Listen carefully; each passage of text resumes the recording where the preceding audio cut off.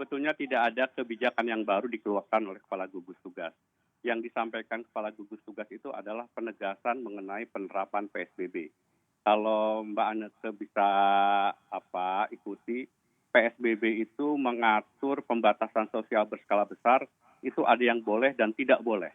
Yang tidak boleh itu adalah perkantoran tidak boleh, sekolah tidak boleh, ibadah di tempat yang ramai tidak boleh, kemudian perkumpulan seperti pertandingan, konser dilarang. Yang dibatasi itu adalah angkutan umum hanya boleh 50% dari kapasitas.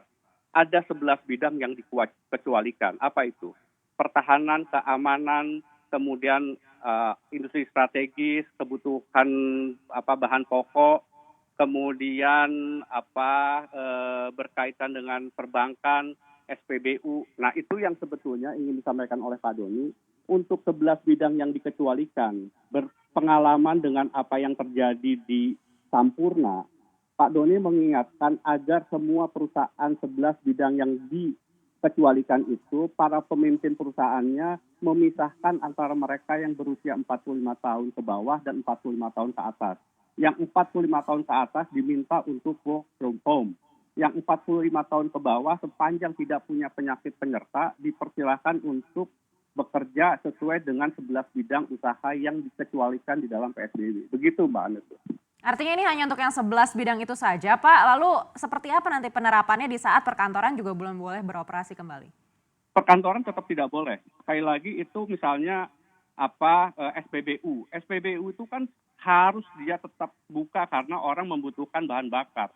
Nah, sekarang ini kan ada orang-orang yang pokoknya dia pegawai diperbolehkan untuk langsung bekerja di tempat SPBU atau misalnya di perbankan.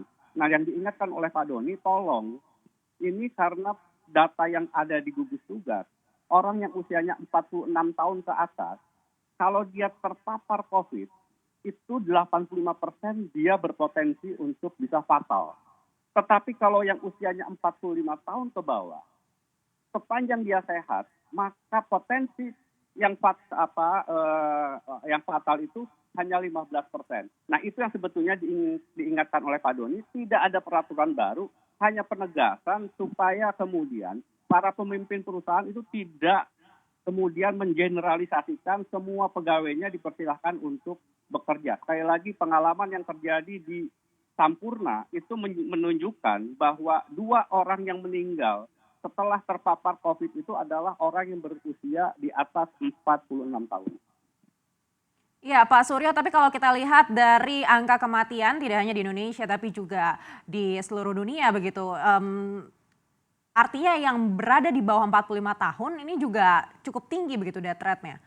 15% Mbak, data yang ada di gugus tugas dari semua orang Indonesia yang meninggal karena COVID-19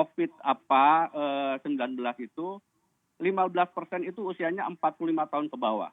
46 tahun sampai 59 tahun itu 40%. Di atas 59 tahun itu 45%. Jadi 85% dari jumlah orang yang sekarang sekitar 1.000 yang meninggal itu disebabkan karena usianya sudah di atas 46 tahun. Nah, itu yang diingatkan oleh Pak Doni, tolong dijaga. Pemilik perusahaan punya tanggung jawab untuk menjaga keselamatan karyawannya. Jangan biarkan orang yang di atas usia 45 tahun bekerja di lapangan karena akibatnya bisa sangat fatal.